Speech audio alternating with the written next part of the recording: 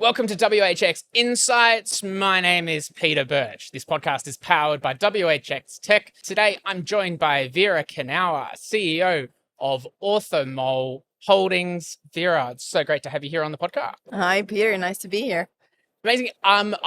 We were having such a good conversation before we even started recording. We thought, oh wait, we've got to make sure we record these insights for anyone listening. So tell me a bit about you and what you do and Orthomol, and we'll go from there. So I bring a couple of perspectives to the table. I started in succession planning, so the whole family office and keeping a legacy going. That's basically innate. I come from a family that owns, or they did own, a couple of companies. So that's one perspective. The other perspective is I'm running operationally a supplement company. So Orthomol is science-backed supplements. And with the science backing and also the investment background, what we've built with Orthomol is a CVC in combination that really fits really well with the synergies that we have in R&D, in bringing new things to the table. So I think I could offer you a couple of different perspectives that are not as usual, because oftentimes people are on one-track career. So I'd love to dive deep. Yeah, 100%. And look, I think there'd be some really interesting insights coming from the perspective of, you're out there in the doing of on the operation side, but also on the investment piece. And I'm super curious to learn from you about, what's happening in the investment space, what's interesting, particularly in healthcare across Europe. So, you mentioned like the family holding side and the way investments are made, and some, I guess, health tech startups or even any innovation that's looking to scale. They're like, well, we need investment and we accept currency. Does it really matter who puts the currency in, if you know what I mean? But it sounds like from our discussions, the type of investment you might get from one particular channel could be very different to the type of investment you get through another. Tell me a little bit more about from the family office side. It is super important to know who you're taking the money from, because behind there you have different drivers, and so with these different drivers and the different investors, they will try to influence you as a startup or as a grown-up, the way you're exiting, the pace you're going, etc. So from a family office point of view, we have the luxury to invest patient capital.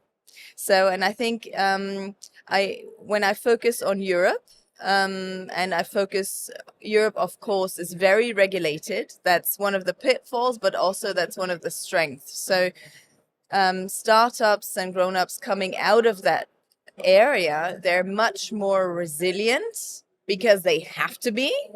And so they're very adaptive. So if they've managed to be successful in one country, and then they have taken the leap into the second country, they know how to do it. And when I compare investment scene in Europe or the startup scene, grown-up scene with others, it's relatively cheap. If I look onto US investments, for example, you have completely different valuations, etc. So coming back to your question, when I invest with a family office, we have patient capital. We can look at returns that compound much longer. So, and we're very hands-on because I have an operation going as well, and we have an operation going. So it's the mix between patience and, if you really need something, come and let's talk. Yeah, when you say patient capital, what does that mean? I'm not. I don't need to make an exit in 4 years or in 5 years. Not patient. Yeah, as in patients waiting. No, not patients. Not patient centric. Of course, they have to be in healthcare. No, patient. We're very patient. We have years. Yes, which can be different from, say, you're more typical, or like a venture capital round, or even from a private equity side. As you say, each of those come with different motivations for the reason for the investment, right? They do. And so especially in healthcare, I feel that a lot of companies really need time to mature. So the quick fix, so to say, or the quick growth isn't really innate in the health space. So what we've been investing in Europe, as you know, it's an aging population. We have a huge problem also with doctors, so we don't have enough. So a really sweet spot for investors coming into Europe is infrastructure in healthcare, is AI-based support for hospitals, but also for making the processes easier. And for infrastructure investments, I would say you have to have patient capital, because very seldomly, I would say, a VC goes into those topics. So you have a very different set of going about the investment. You don't need to flip the investment so often. And I can see, I guess, if from a venture capital point of view, where they need 10x return in 2 years, or whatever your metrics are, and the reason they put the money in is so they can take more money out. What's the why that's driving from your side then, in terms of having that patience to be able to invest over the long period of time?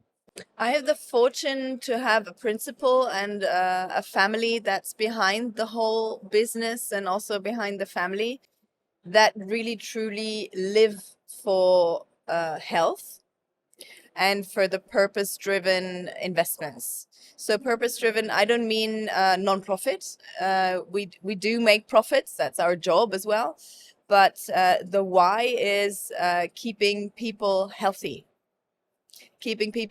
And so that's everything that we do is guided by this underlying principle. And through that lens, then, when you're assessing opportunities for investment, what takes the interest of the family office to pursue further? Like, what's worth backing?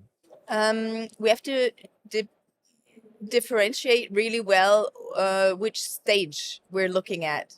So we have one arm. It's the owner himself. He does angel investments also. So he's backing, or in that area, we're backing seed, Series A. That's also our sweet spot mainly. So in that part, we're looking at startups. I think grit is really important, so that the founder really goes through the regulation process. That's one type, but oftentimes you have teams in the early stages. They're very specialized on processes, on regulations, so they have that checked, and then all of a sudden they have the regulation, and then they're thinking, oh my God, I have to do sales. I kind of forgot, So then oftentimes, if a startup doesn't manage to really well adapt, because it takes 1 or 2 years, depending on the industry you're in, to get regulated or to get the green check. So then you have the startup team that is focused on that.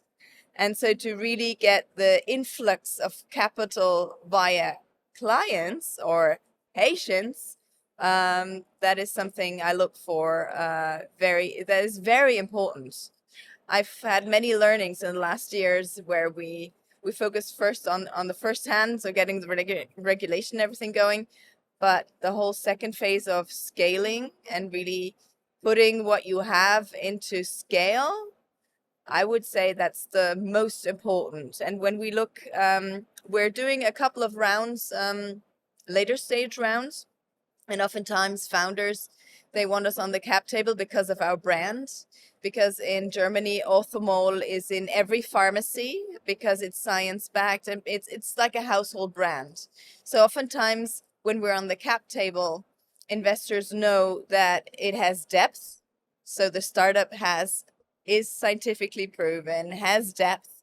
And in the later stages, what make my eyes sparkle when I see a founder is when he really knows how to create a team around himself that can get the operations done. Because oftentimes you have these sparkling founders, they're very charismatic, and then they sometimes forget to build up a team that really does the job.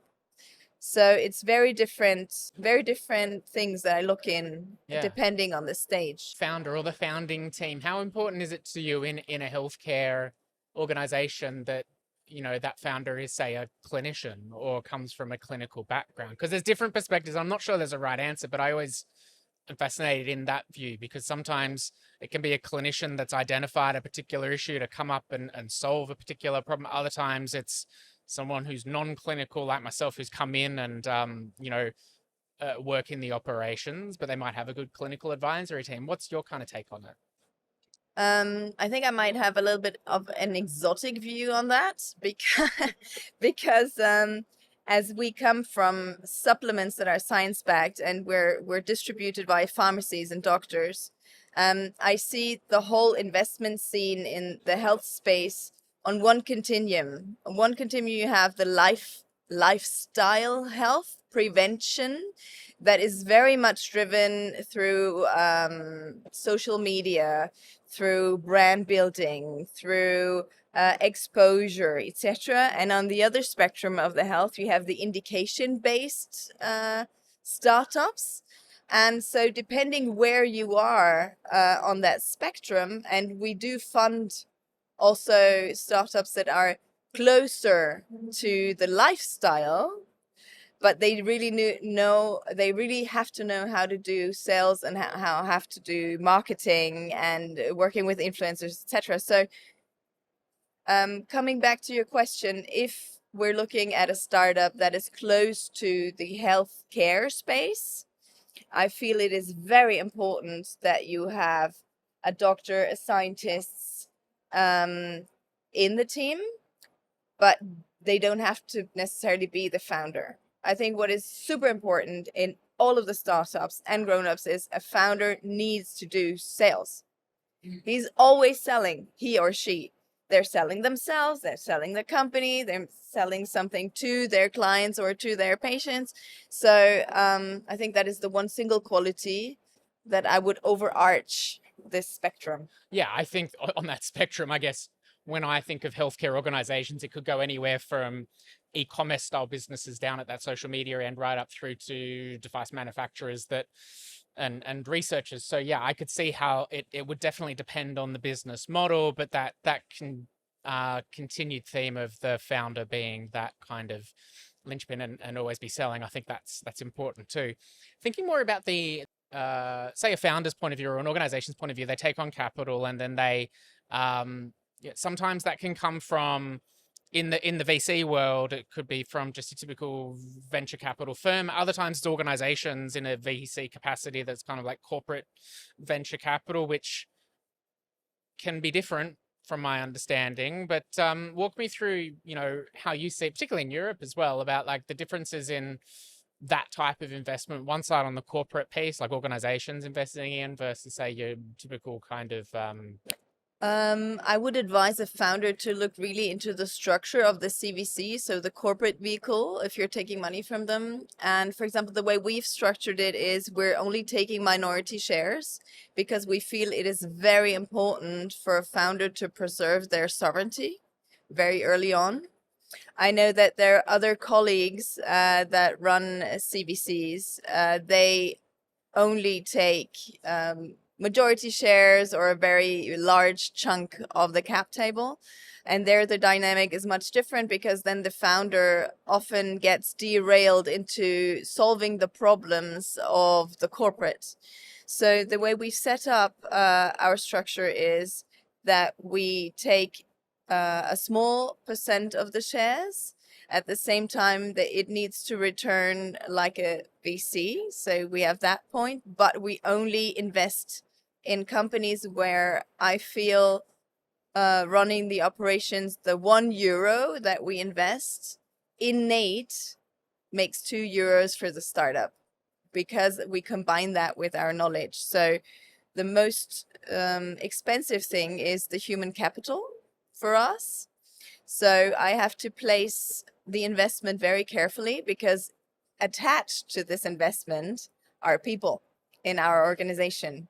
And that's also the benefit if you work with a corporation as a startup, you get knowledge, you get hands-on experience.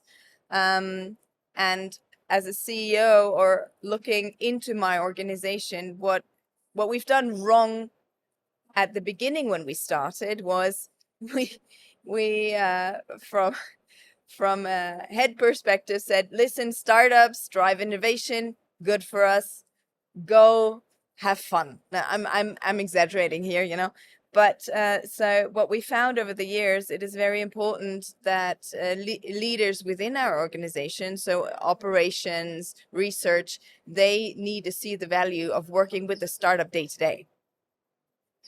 If they don't, a corporate vehicle will never work, because then the startup, the shiny the shiny things corporates say when investing will not be met in the day-to-day and real life. That translation of reality for sure in those instances, I guess, is that when people talk about taking on smart money, where an investment that they take on means that they obviously get the benefit of the investment to then grow, but also perhaps they then unlock the ability to potentially drive faster in terms of leads, or like the structure around recruitment, or all the kind of bits and pieces, and pick up the phone in the event of a concern. Is that what we're talking about? That kind of thing? Yeah. Exactly. And it's also it's work.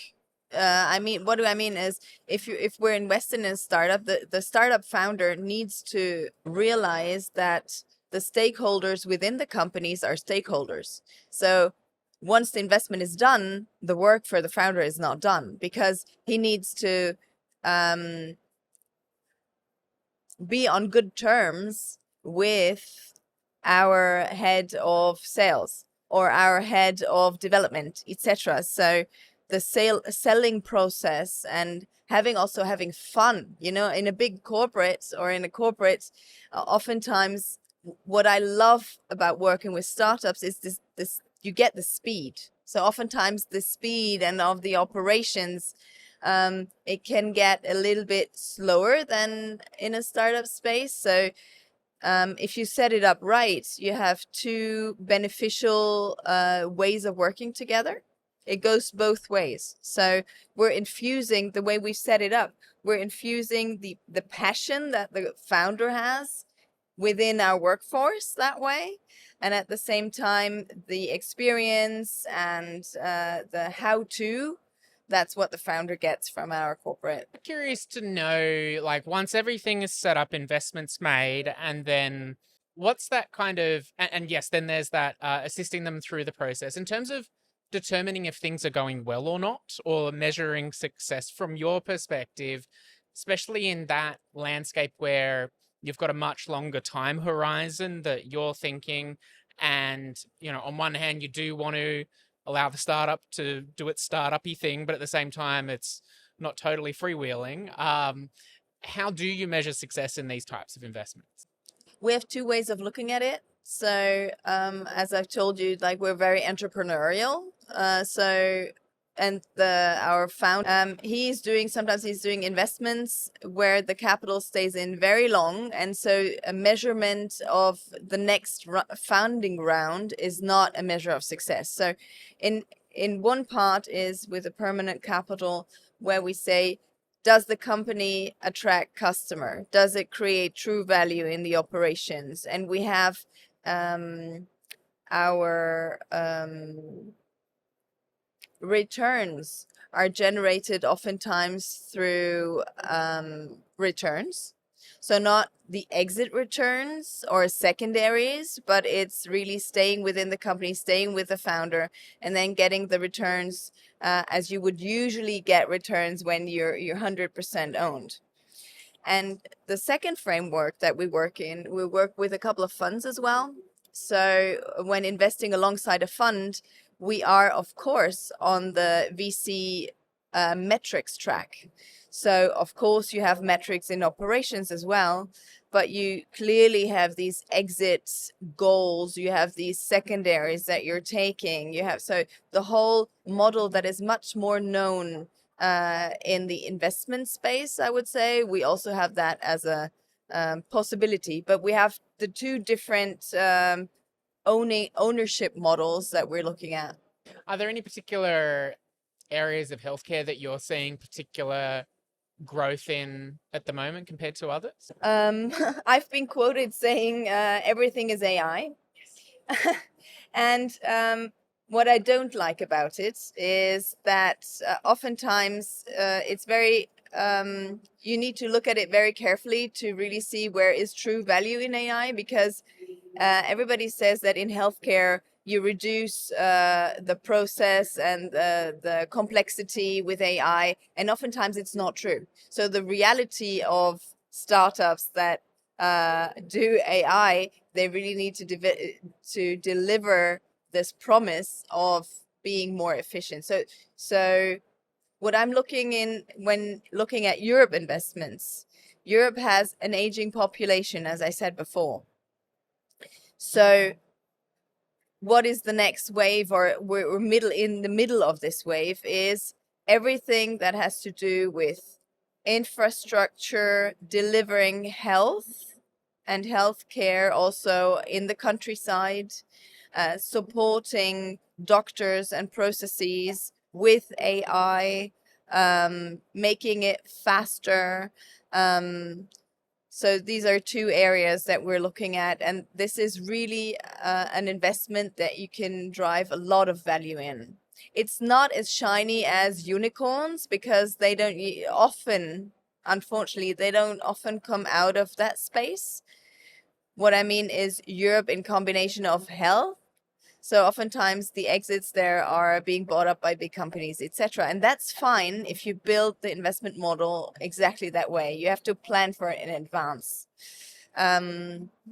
Yeah.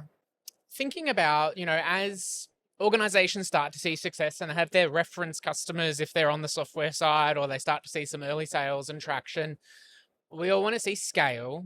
And I guess from your perspective in Europe, it can be easy for me to say, and we often just say, "Oh, it's scaling in Europe." Europe's a bunch of countries in it, and yes, there's of course overarching regulations and all of this, but there is and there isn't. This is where we're going with this, is that the needs within different countries and regions of countries is going to differ. So I'm assuming that by demonstrating in one particular part of Europe, it's not necessarily a pickup and then, times by multiples. What does scale look like then across Europe, and how's that achieved? That is an excellent question. An excellent question. And it is true, it is spot on, because oftentimes if you have startups in the larger countries, so in the larger markets, I would say France, I would say Germany, I would say also the UK, the first step is dominating, or not dominating, but yeah, dominating their space in their country. And so they're setting up their company in a way that it works. And then when they're at a certain point, then often they want to scale to a different country. But as Europe is very, it is in a regulated market, it is also in a insurance-based market, and the insurances and the compensation is completely different from one country to the next. So what works in the NHS doesn't necessarily work in Germany. But for example, we have looked at a startup that has been very successful in the UK. What do? They have built in the whole patient journey from sourcing medicine and also supplements, to providing a doctor's service, online telehealth, to marketing it via influencers and corporations. So they have this whole chain of health in one hand, and that has worked excellent in the UK. And what is possible is that, or it is very probable and possible, that they're expanding to Germany. Why is that? Because they're in a space where health is, they have, how do you say, customer-centric model. So I would say if you're a scale up or a startup, the first thing is dominating your market, and oftentimes they get bought up at that point. And that can be fine too. So we have very, very few companies in Europe. Dr. Lib is one. I don't know if you've heard of it. It's making appointments.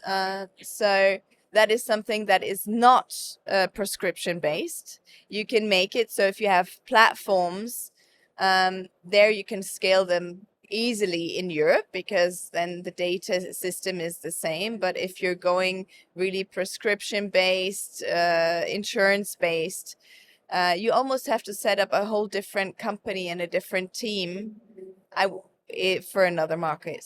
I feel like we could have this conversation for a few more hours, but I'll probably need to start wrapping it up. Then, if there was one piece of advice that you were to provide to perhaps a health tech startup looking to raise capital, what would be that advice? The one piece of advice would be look very carefully who you're taking on in your cap table. And especially at the beginning, you need investors that also weather the storm with you and that they believe in you, because you will have dips.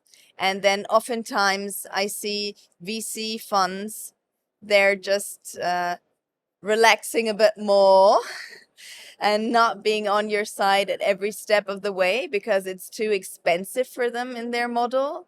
And so you really need investors that weather the storm with you and that they can stay with you at the beginning and also see it through to multiple rounds. Vera, I've really enjoyed this conversation and it's been educational. I'm sure others would think the same. So I really appreciate you making the time today. I loved it. Thanks for having me, Peter. And thank you for joining us on the WHX Insights podcast. This episode is powered by WHX Tech. Make sure you subscribe on Apple Podcasts, Spotify, or YouTube so you can catch all the future episodes. My name is Peter Birch. I'll speak to you next time.